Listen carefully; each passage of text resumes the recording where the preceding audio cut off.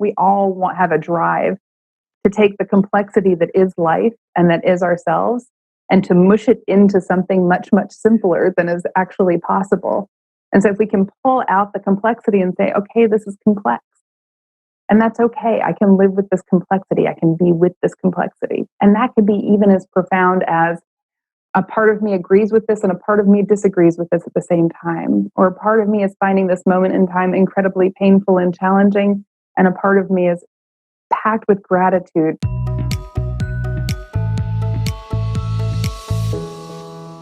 Welcome to yourbrilliance.com. I'm your host, Amy Waterman. Are you nostalgic for your comfortable life when you could predict what the next few months would feel like, when you could schedule vacations and plan ahead and feel fairly certain that you knew how your life was going to unfold? I know I am. I am finding it so stressful right now. You see, change is fine as long as I can plan for it. But these days, it's like my plans are outdated as soon as I make them. So how do we cope with all of this chaos and this craziness? Is there a way to get comfortable with living outside our comfort zone? And can we even turn all of this stress and discomfort into something beautiful?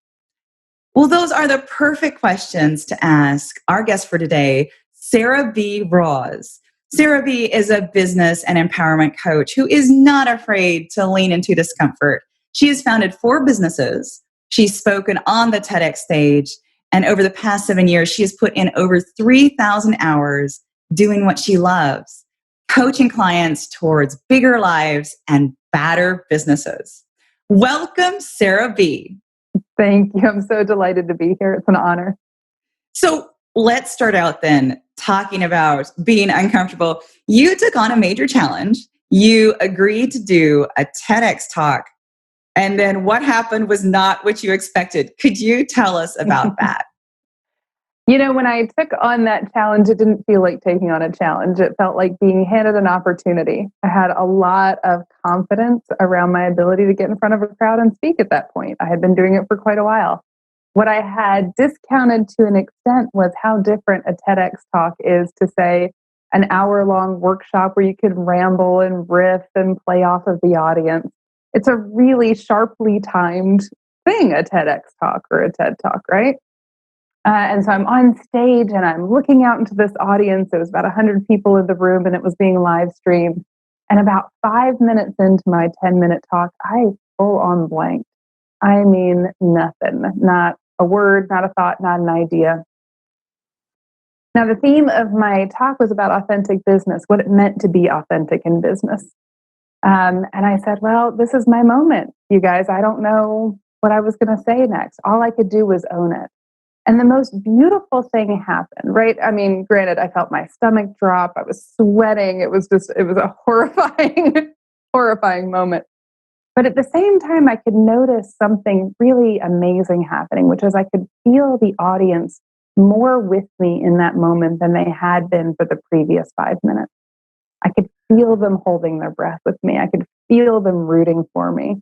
And when I finally decided, okay, I'm just going to skip ahead, which I had some help with, a cameraman said, he just yelled out, "We love your shoes." And everybody laughed. And I did a little kick. I was wearing these red stilettos. And I did a little kick and everybody laughed and we started breathing again. I said, I'm just going to pick up with what I can remember. And I kept going. And they were with me again. I had them at that point. They were invested in what I was saying. They were invested in supporting me. I wasn't a person on the stage anymore. I was part of a collaboration. And that was a really horrifying and beautiful experience. And to me, that's sort of the nature of discomfort, that it can be horrifying and beautiful at the same time, depending on how we be with it, depending on how we look at it and bring curiosity to it. I love what Glennon Doyle says. She coined the term brutiful, which is brutal and beautiful at the same time. Yeah, she's a queen. So much of life really is brutal. Like, one of the things that we can feel, like when you take on a public speaking engagement, there's always the possibility that something could go terribly wrong.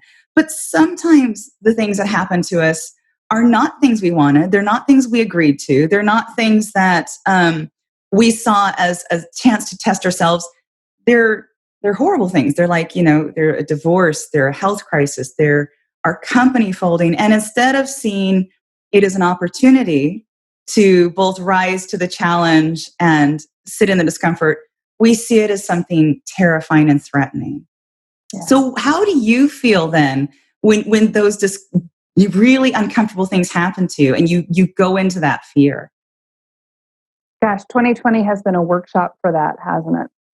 So many opportunities to be with experiences that we didn't want, we didn't ask for, we never would have chosen. So many feelings of why is this happening to me? Why is this happening to us? And I think the opportunity here is to accept that it is going to be uncomfortable. Now, this is a big, bad, horrible, no fun form of acceptance. It's really powerful. It's really beautiful. It's really productive, but it's not fun. So this is acceptance in the form of, I don't like this, and I'm accepting that I don't like this. I don't want this, and I'm accepting that I don't want this. So there's a Zen teacher. He was American born and has changed his name to Shinzen Young. And he has encapsulated this idea with a very simple equation, which is his MO. It's what he does. He takes these very complex ideas and condenses them into these very easy to digest moments. And so he created this equation that says pain times resistance equals suffering. Yeah, I just want to let that sit there for a second. Nowhere in this equation do we expect pain to go away. Pain is presupposed. There is no life without pain. What he's offering us here and what we have the opportunity to do, particularly in these really challenging moments, is to explore what resistance means in these moments and how we can counter resistance with this radical accepting of it is what it is, not the apathetic version, but I accept that this is a piece of existence so that we don't transform our pain into suffering and so that we can recoup the energy that we put into resistance and put it toward anything else, anything that we value, any creativity, any kind of wonder that we choose, rather than leeching that energy in an experience of resistance. So I love that, because one of the things we often hear these days is that life is easy if you're doing it right. So if you're practicing the law of attraction, you're filling your mind with positive things, only positive things will come to you. And so when you hit discomfort, when things don't go right, then the immediate reaction is, uh-oh, something's wrong. I'm not doing life right. Because if I was doing life right, I wouldn't be so terrified nothing bad would ever happen to me. You have a very different perspective there of discomfort, and that is that it's part of life and it doesn't necessarily mean you're doing anything wrong and going in the wrong direction. Absolutely. And I think that's one of the dangers of our self-help culture. And I love a self-help book. Don't get me wrong. I love a good self-help principle. I'm all about it. My bookshelves are filled with them. But the danger for me is exactly what you're describing, that there's this sense of there's a right and a wrong, there's a good and a bad, that there can be a greater simplicity to life. And I think that's one of the places, I don't think I see it all the time, and I experience it within myself, that we all have a drive to take the complexity that is life and that is ourselves and to mush it into something much, much simpler than is actually possible. And so if we can pull out the complexity and say, okay, this is complex, and that's okay. I can live with this complexity. I can be with this complexity. And that could be even as profound as a part of me agrees with this and a part of me disagrees with this at the same time. Or a part of me is finding this moment in time incredibly painful and challenging, and a part of me is packed with gratitude because I'm healthy and I have work and my family is healthy, and et cetera, you know? So there's another area where that simplicity you see quite often, and that is often in business coaching and business motivation, where you hear, you can do it, go for your dreams, don't think small, don't worry about small stuff, just go for it. But then, and you are a business coach, when your clients come to you, they're thinking, maybe I can't do it, maybe I don't have the right skill set, I need to study more, maybe I don't have the resources. What happens if I fail? This could impact my family. there's a lot of very realistic, practical pieces. So how do we then? So we've got that complexity. We've got the realism on the one side where we've got to think about those practical things. And then the dream big, go for your dreams. What do we do with that? I love that question. That's such a great question. And it's one we run into all the time, all of us, right? This is where we get to a place where we love to confuse process with outcome. And so bringing some curiosity to what we actually control, which is almost never outcome. Almost never do we have a say about the outcome of anything, a conversation, a goal, an experience, nothing. We have a ton of control over the process, about the effort that we put into it and the way in which we put effort into it and the joy we bring to it and the enthusiasm. And so I see this dreaming big. I'm a fan. Let's do this. Let's do the dreaming big. However, let's not dream big because we're placing our sense of fulfillment and satisfaction on the fruition of that dream. Let's dream big because it points us in a direction.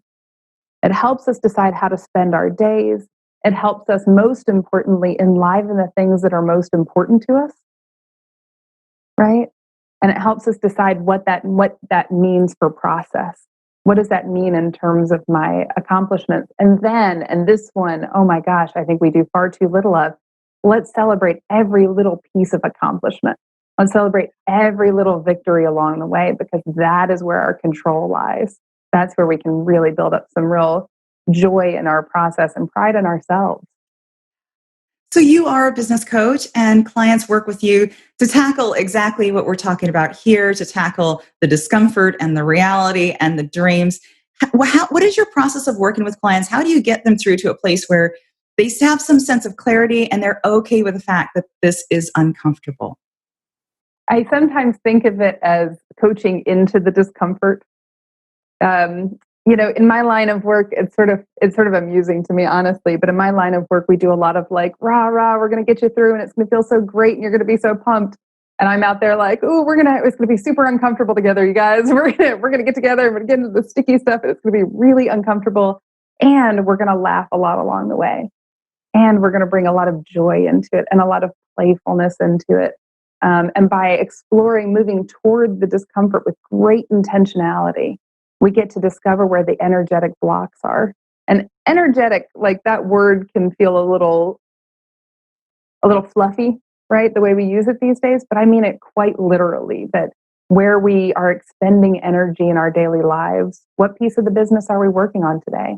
How are we going about our networking? How are we setting our goals? How are we breaking those goals down? Every piece of that takes energy. And so if we go to the discomfort, okay, you're feeling real discomfort about networking. Oh my gosh, most people feel a lot of discomfort about networking. So you're feeling a lot of discomfort about networking. Let's go there and let's untangle that knot and let's explore and bring some curiosity to what that discomfort is. Now we've released that energetic block. Now we can put that energy into the networking itself and in all the other parts of the business development. Then we're going to find the next discomfort. So am I right in saying that this is about looking straight at what you fear most and not flinching? We're welcome to flinch.